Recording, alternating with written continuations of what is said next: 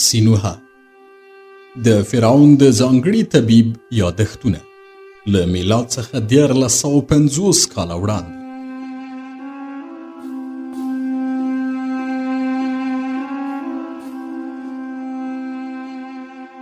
څلور څلوېښتم څپرکی په طبس کې بوږنوونکی جنګ او زما د دوستانو مړینه.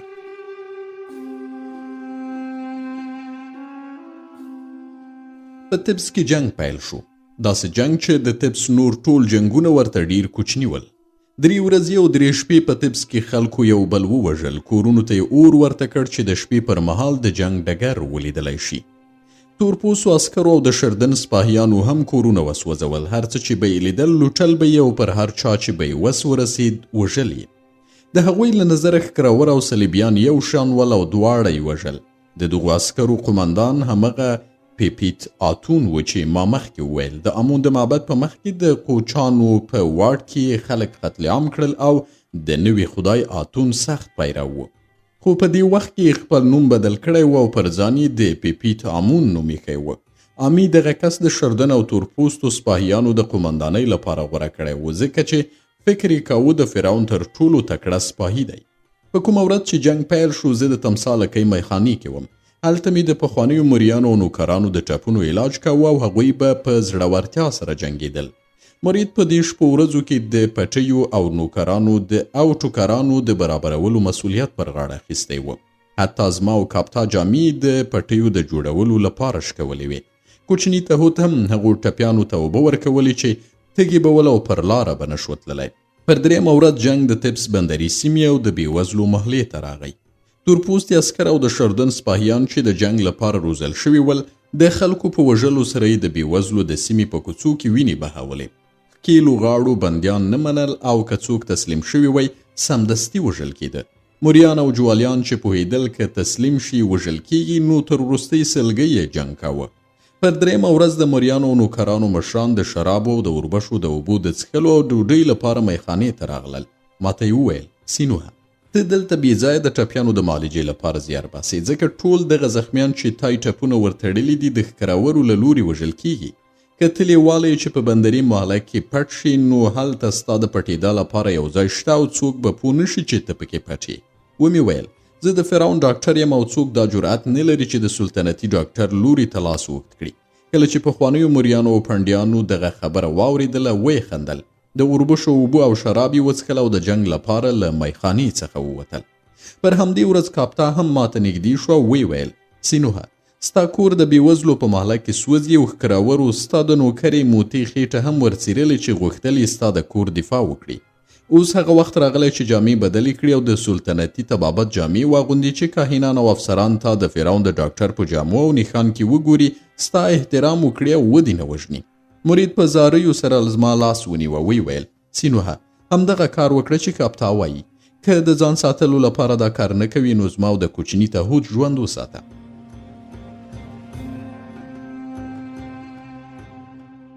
له 3 ورځو راهیسې زه نه وم ویده شوی. د شرابو او محرکو درملو په وسیله مې ځان ویښ ساته چې د ټپیانو علاج وکړی شم. په دغو 3 ورځو کې مې هیله کوله چې د پخوانیو مریانو د طبس د بندر د پنډیانو کارګرانو او نورو کسانو مقاومت نتیجه ورکړي او صلیب پر ښکر برلاسه شي. خو په همغه وخت کې متوجه شوم چې صلیبیان مات شوي او ښکراور برلاسه شوي دي. په دې وخت کې مې له ډېرې نهیلۍ څخه مرید ته نارې کړې ما ته خپل کور ارزښت نه لري. زما لپاره ستا تهوت او خپل ژوند مهم نه دی ځکه دغه وینه چې ته یې وینې د ناڅرګنده او نامریې خدای آتون وینه ده. آتون زموږ هر یو په بدن کې دی. زموږ وینه چې بهیږي دا د هغه وینه ده. نن چې آتون خدای له منځه ځي او وژل کېږي نو زه هم نه غواړم چې ژوندی پاتې شم. که په دې وخت کې ما غوښتې هم وای خو د تېښتې وخت مې نه درلود ځکه یو شمېر تورپوستي عسکر او د شردن سپاهیان د امون د یوه سرخریلې او غوړمخي کاهن په قمندې د میخانې دروازې ته رارسېدلي ول او د میخانې دروازه یې راخلاصه کړه. کاهن چې د شردن او تورپوستو عسکرو قمندان و وی ویل دلته د آتون یو لوی پټنځای دی او ټول صلیبي زخمیان هم دلته دي. باید په توره نیزه او اور سره دغه ځای له آتونه پاک کړو. دلته څوک ژوندي مه پرېږدئ.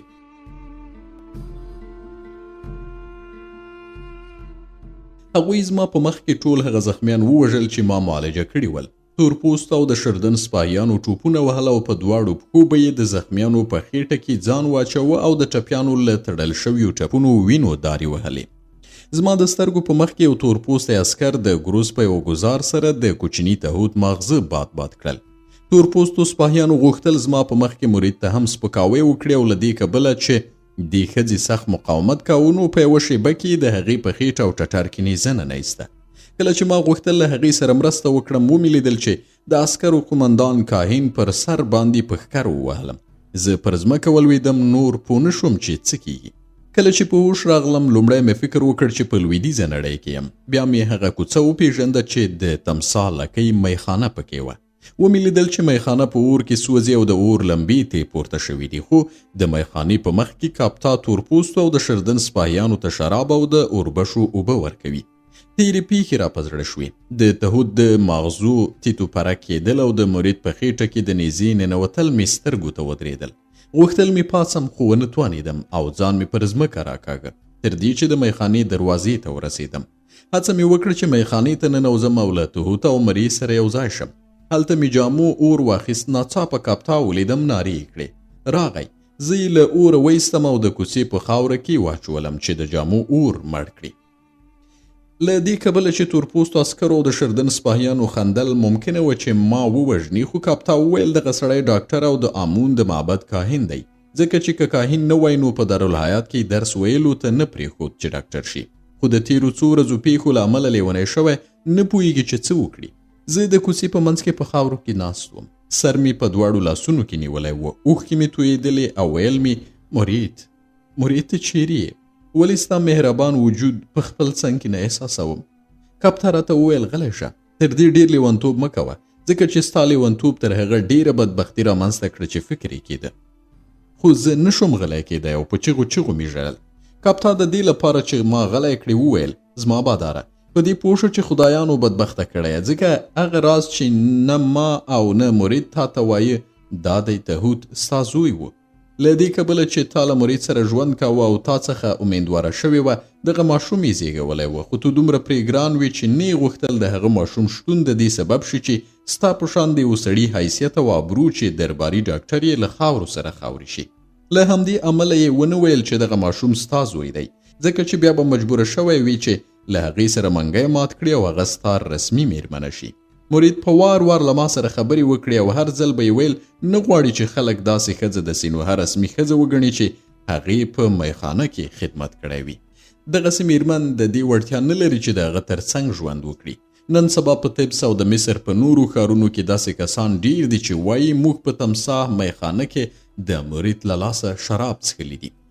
سینوهه زما باداره که لیونی شوی نه وې نو باید په هغې ورځ له تهود او مرید سره له دې ښاره وتلی وای چې ما درته وویل، خو ته چمتو نه شوې چې له دې ښاره ووځې او ستا د لیونتوب په نتیجه کې دواړه ووژل شول. له دغو خبرو وروسته زه غلی شوم.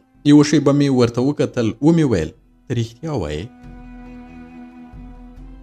خو وروسته پوه شوم چې دغه پوښتنه بې ځایه ده، ځکه چې کاپتا رښتیا وایي یا دروغ، خو هغه دوه کسان اوس مړه شوي دي. ما احساس وکړ چې کاپتا رښتیا وایي، ځکه چې مرید هم راته ویلي و داسې یو راز شته چې ویلی نه شي او ښایي همدا راز و. له دې خبرې وروسته مې ونه ژړل، ځکه چې زما روح اوښکې او سترګې لکه ډبرې داسې شوي ول او ژړلې مې نه شو. خو بې فکره هم نه شوم پاتې کېدی او کتل مې چې د تمساح لکۍ میخانه سوځېږي او د اور لمبې غړغړانده دي. د مړیو د سوځېدا بوی ترې لټېده او زما د ګرانې میرمنې مرید او زما د زوی تهود مړي هم په دې میخانه کې سوځېدل. کله چې به را په زړه شول چې زما د زوی مړی د موریانو د بندر د پنډیانو د مړیو تر څنګ سوځي او ویرې کېږي، نږدې و چې لیونی شم، ځکه چې تهود زما زوی د خدایانو له نسله و، ځکه زه په خپله هم د خدایانو له نسله وم. که زه پوهېدی چې تهود زما زوی دی، ښایي بل کار مې کړی وای، ځکه چې یو پلار د خپل زوی لپاره داسې کارونه کوي چې د ځان لپاره یې نه کوي، خو وخت تیر شوی و. زما د ګران زوی او ښځې مړي د اور په منځ کې پراته ول. ما حتی د هغوی مړي له نابودۍ نه شو ژغورلی چې په خپلو لاسونو دواړه مومیایي کړم او په یوه ستر او کلک قبر کې کېږدم. له دې کبله چې جنګ خلاص شوی و، کاپتا ماته وویل راځه چې لاړ شو او تا آمي او پیپي تامون ته ورولم. هغوی اوس د نیل په څنډه کې دي او ته به هلته په امن کې یې. کله چې زه هغوی ته ورغلم ومې لیدل چې دواړه د نیل په څنډه کې د بېوزلو په محله کې په یو تخت ناست دي او صلیبیانو ته سزا ورکوي. تورپوستو عسکرو او د شردن سپاهیانو شیبه په شیبه دوی ته صلیبي اسیران راوستل او هغوی د صلیبي اسیرانو په هکله داسې عدالت اجرا کاوه. هر صلیبي چې وسله یې درلود او اسیر کېده سر په څړۍ پر دیوالونو ځوړندېده او د صلیب هر پلوی چې له لوټ شویو شیانو سره نیول کېده لاس او پښې ورتړل او د نیل تمساګانو ته یې ورچاوه. سلګونه تمساګانې په دې تمه او کله چې به ګوله ورغله نو دوی به پرې حمله کوله. عادي صلیبیان چې نه به ورسره وسله وه او نه لوټ شوي شیان هغوی به یې په متروکو وهل او بیا به یې کانونو ته د کار کولو لپاره استول.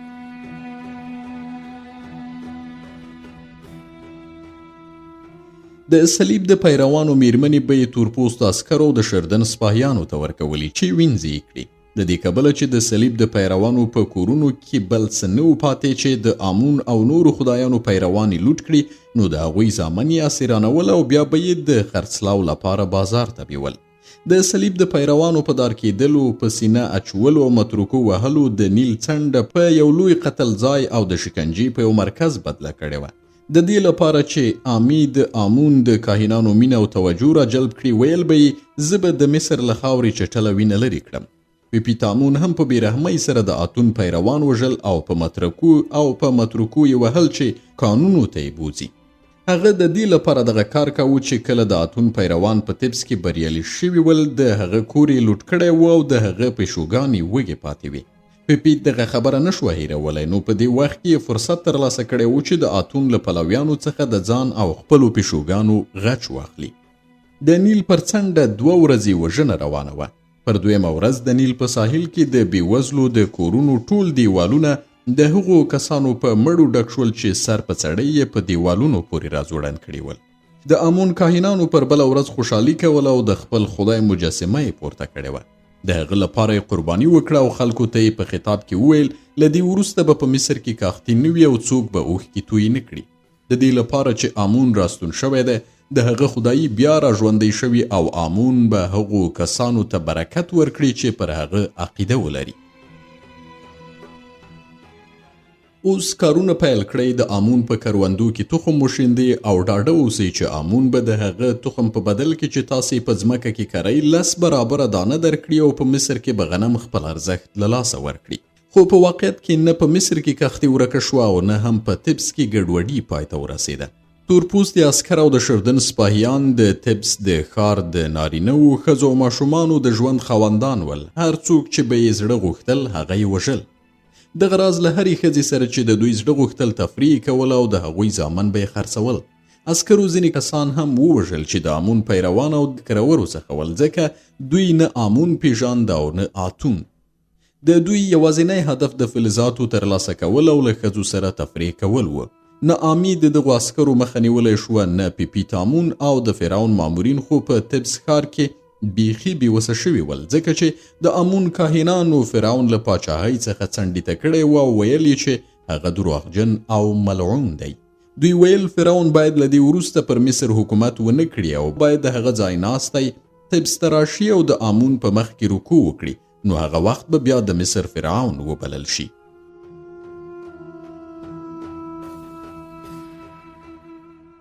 له دې وروسته چې آمون په تبس کې واک ته ورسېد زه بیا هم د یوې مودې لپاره هلته پاتې شوم ځکه له دې ښاره وتل هم ستونزمن و او داسې برېښېده چې د هر ډول فیصلې اراده راڅخه اخیستل شوې وي.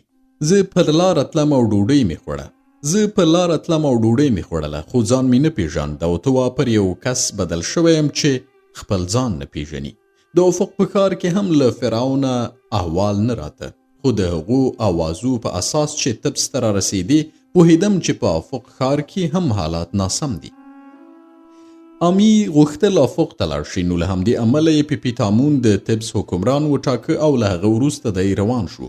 تر تګ مخکې ماته وویل سینوهه ته پوهېږې چې د آمون کاهنانو فرعون قدرته لرې کړی او هغه یې ملعون کړی دی نو زه غواړم افق ته لاړ شم چې ورته ووایم نور له پاچاهۍ لاس واخله او مقاومت مه کوه.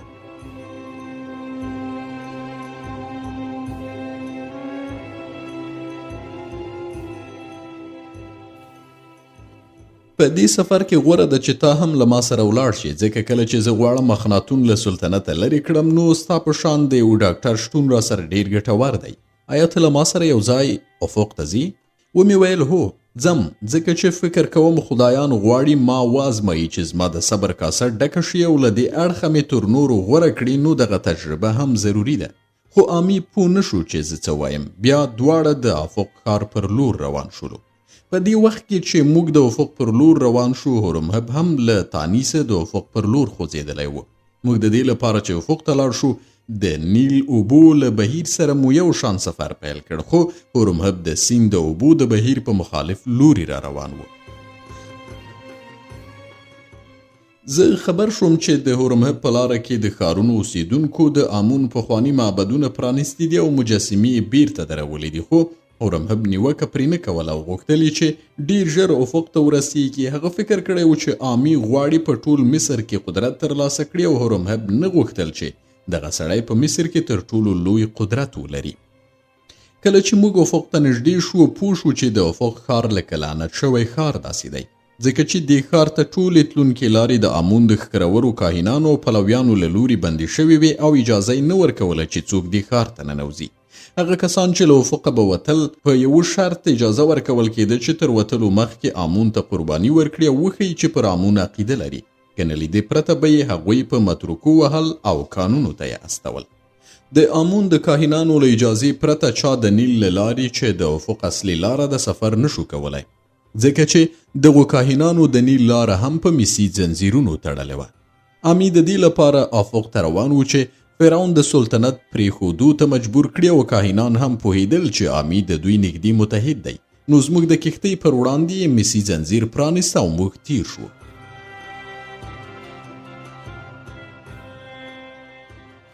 کله چې کښتۍ د افق ښار ته ورسېده زه د افق د باغونو په لیدو حیران شوم، ځکه چې په باغونو کې ګلان او شنه بوټي ټول وچ شوي ول او د ونو حالت دې ښودنه کوله چې باغونو ته یې اوبه نه دي ورکړي. په نور وختونو کې به کله چې چا له نیله د افق په منځ کې سفر کاوه د مرغانو غږونه به یې د ساحل په ښي او کیڼ اړخ کې اورېدل، خو پر دې ورځ ما د مرغانو غږ وانه اورېد او داسې ښکارېده چې مرغانو له دې ښاره هجرت کړی دی. هغه باغونه چې فرعون او د دې ښار نورو خانانو جوړ کړي وو د نوکرانو او خانانو له هجرته وروسته شاړ شوي ول، ځکه داسې څوک نه و پاتې چې باغونو ته اوبه ورکړي. له ځینو باغونو څخه د خرابو شویو مړیو بویونه لټېدل او کله چې مې د دې بوی علت وپوښت پوه شوم چې په غوجلو کې څاروي او په جونګړو کې سپیان له لوږې او تندې مردار شوي او بوی یې کړی دی. خو فرعون او د هغه کورنۍ لا په خپله ماڼۍ کې وه او همغلته یې ژوند کاوه. یو شمیر بوډا وفادار نوکران او مریان هم ورسره پاتې ول. دغو نوکرانو د ډېرې وفادارۍ له امله فرعون نشو پرېښودلی او بوډا درباریان هم پوهېدل چې په بل ځای کې کوم کار نشي کولی. کله چې زه افق ښار ته ننوتم متوجه شوم چې فرعون او درباریان د سپوږمۍ له 2 ځله ګرځېدا یعنې له 8 ورځو راهیسې په حالاتو باندې خبر نه دي، ځکه چې د آمون کاهنانو چاته اجازه نه ورکوله چې د افق ښار ته راشي. په سلطنتي ماڼۍ کې د خوړو کمښت احساسېده او درباریانو لکه فرعون غوندې ساده ډوډۍ خوړله او ساده ژوند یې کاوه. آمی ما ته وویل له دې کبله چې ته فرعون ته ډېر نږدې یې او هغه په تا باور لري، پوهېږي چې دروغ نه وایي، نو هغه ته ورشه او په هغه څه یې خبر کړه چې پېښ شوي دي. زه په غمجن روح سره هغه ته ورغلم. فرعون چې ښکته کتل سر یې راوچت کړ. په داسې حال کې چې د سترګو ځلا یې کمه شوې وه ما ته یې وویل سینوهه آیا زما له ملګرو څخه یوازې ته راستون شوی یې که نور کسان هم راغلي دي؟ ما په طبس کې ډېر ملګري درلودل چې ډېر راباندې ګران ول. ما ته ووایه چې هغوی څه کوي؟ ومې ویل ای فرعون اخناتونه، پخواني خدایان په تیره بیا آمون چې تا راپرځولی و بیرته په طبس کې واک ته رسېدلی دی. خدایي کوي، کاهنانو د آمون مجسمه بیرته درولی ده او د پخوا په شان ورته قربانۍ کوي. خلک په دې ډېر خوشحال دي چې خپل خدایان یې بیرته ترلاسه کړي دي. پر تا لعنت وایي، ملعون دی بولي، له ټولو ځایونو له معبدونو ډبرلیکونو او مجسمو څخه ستا نوم پاکوي او وایي چې ته دروغجن فرعون یې او باید له سلطنته لاس پر سر شي. کله چې فرعون دغه خبره واورېده هیجاني شو، مخ یې لږ سور شو او ویې ویل سینوهه ما د طبس د حالاتو په هکله له تا پوښتنه ونه کړه، بلکې ما وپوښتل چې زما ملګري څه شول او زما یاران څه کوي. ومې ویل اخناتونه، ته دې په ملګرو څه کوي؟ ستا لپاره څه اهمیت لري چې هغوی ژوندي دي که مړه؟ هغه څه چې تا ته اهمیت لري ستا میرمنې، بچیان او زومان دي، خو ستا ښځه ملکه نفرتیتي او ستا بچیان ستا تر څنګ ناست دي. ستا یو زوم سمنخګر په نیل سیند کې کبان نیسي او بل زوم دی توت له نانځکو سره لوبې کوي. هره ورځ خپلې نانځکې مومیایي کوي او په قبر کې یږدي. فرعون لکه چې زما خبره نه وي اورېدلې وویل: زما ملګری توتمیز چې ستا ملګری هم و چیرته دی؟ دغه ستر هنرمند چیرته دی چې په خپل هنر سره یې ډبرې ته ساه ورکوله او کاڼو ته یې تلپاتی عمر ورکاوه؟ ومې ویل: اخناتونه، هغه له دې کبله چې ستا او ستا د خدای پر وړاندې ډیر وفادار و د تورپوستو عسکرو له لورې ووژل شو. هغه یې په نیزې سره سوری سوری کړ او مړی یې ورته په نیل کې واچاوه. تمساګانو یې مړی ټوټه ټوټه کړ. اوس د هغه سړي د مجسمه جوړولو په کارخانه کې د شپې په مهال شغالان اتڼ کوي. اخناتون په داسې بڼه چې ته واله مخه پرده لري کوي لاس وښوراوه او د خپلو هغو ملګرو نومونه یې واخیستل چې په طبس کې ول. د هر نوم له اخیستو وروسته به ما ورته ویل هغه ستا او ستا د خدای لپاره ووژل شو، او یا مې ویل هغه ژوندی دی او اوس د امون لپاره قرباني ورکوي او پر تا لعنت وایي. کله چې فرعون د ملګرو د نومونو له اخیستو فارغ شو، ما وویل: ای فرعونه، پوه شه چې د اتون د خدایي دوره پای ته رسېدلې. هغه نور نسکور شوی دی او په نړۍ کې یو ځل بیا امون خدایي کوي. فرعون خپل ډنګر لاسونه وښورول او خپلې مخې ته یې یوه لرې ټکي ته وکتل او ویې ویل: اتون ازلي، ابدي او نامحدود خدای دی او یو نامحدود خدای په یوه محدوده نړۍ کې نشي ځایېدی، نو عجیبه نه ده چې هغه یې نسکور کړی دی. خو اوس چې اتون له منځه تللی او هر څه د پخوا په شان کیږي، په نړۍ د وحشت، ظلم، کینې او جهالت حکومت دی، نو له همدې امله غوره ده چې زه هم مړ شم او د امون او د ویرې او وحشت د نورو خدایانو وخت او پیرو ونه ګورم. کاشکې ما دې نړۍ ته سترګې نه وای رڼې کړې چې دغه ظلمونه او بدبختۍ وګورم. ومې ویل: ای فرعونه، ته خو پوهېدې چې په دې محدوده دنیا کې یو نامحدود خدای نه ځایېده او د خلکو کوچني فکرونه د دې وس نه لري چې د یو ناڅرګند او بې مجسمې خدای عبادت وکړي. نو ولې دې دغه خدای رامنځته کړ؟ ولې دې هغه په خلکو وپېژانده؟ ولې دې دومره وینه وبهوله؟ ته خو دلته ناست یې، ستا بچیان ستا پر وړاندې نه دي وژلي او هغه ښځه چې در باندې ګرانه وي هغه یې ستا په مخ کې سوری سوری کړې نه ده. ته نشي پوهېدی چې ستا خدای خلک څومره بدبخته کړي دي او څومره بې ګناه کسان یې وژلي دي. تا ونه لیدل چې څنګه هغو میرمنو چې زرینې غاړکۍ به یې درلودې خپلو ماشومانو ته د یوې مړۍ ډوډۍ لپاره ځانونه په تورپوستو خرڅ کړل؟ دا تر ټولو نیکمرغه میرمنې وې، ځکه تورپوستو عسکرو بې له دې چې یوه ګوله ډوډۍ ورکړي پر نورو ښځو تیری کاوه. آیا هغه نیکمرغي چې تا غوښتل له دې وروسته یې د مصر پر ملت پیرزو کړې په دې ټولو غمیزو او کړاوونو ارزېدله؟ اخناتونه، تا د طبس جنګ ونه لیده، ته نه پوهېږې چې ښکرورو کوم جنایتونه کړي دي، خو تر هغه مخکې صلیبیانو همدغه جنایتونه له ښکرورو سره کړي ول چې د هغوی خدایان یې له منځه وړي ول. فرضاً که له دغو جنایتونو څخه هغه نړۍ رامنځته شوې وای چې ستا خدای غوښته او د شتمن او بېوزلې ترمنځ توپیر له منځه تللی وای، خو بیا به هم اوس څوک باید د دغو بې ګناه کسانو د وژنې مسؤلیت ومني، د هغو کسانو د وژنې مسؤلیت چې سوري سوري شول، وسوځېدل او ژوندي بدنونه یې تمساګانو ته واچول شول. ای فرعونه، کله چې پوهېدې ستا نامحدود او ناڅرګند خدای په دې دنیا کې نه ځایېږي، نو ولې دې امر وکړ چې خلک ستا د خدای عبادت وکړي چې دغه غمیزه رامنځته شي؟ فرعون وویل: سینوهه، که ته ما دومره ظالم او د خلکو کړوونکی بولې، له ما سره مه ایسارېږه. له دې ځایه لاړ شه چې تر دې زیات زما له کبله په تکلیف نه شې. له دې ځایه لاړ شه چې زه دې څېره ونه وینم، ځکه چې د انسان د څېرې له لیدو ستړی شوی یم.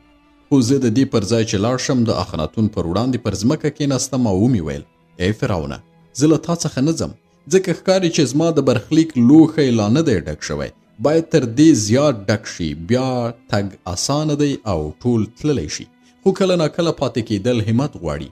که ما تا ته داسې خبرې کړې وي چې ته مې رټلی یې، دا زما د باطني درد له امله دي، ځکه چې ما په طبس کې خپل زوی او هغه ښځه له لاسه ورکړه چې پر ما ګران ول. پر دې سربیره آمي او هورمهب غواړي تا ته راشي او مذاکره وکړي. هورمهب نیل سیند کې نغارې ووهلې چې مسي زنځیر مات کړي چې د هغه بیړۍ افق ته ننوځي. زه تصور کوم چې 1 ساعت وروسته به دواړه راشي.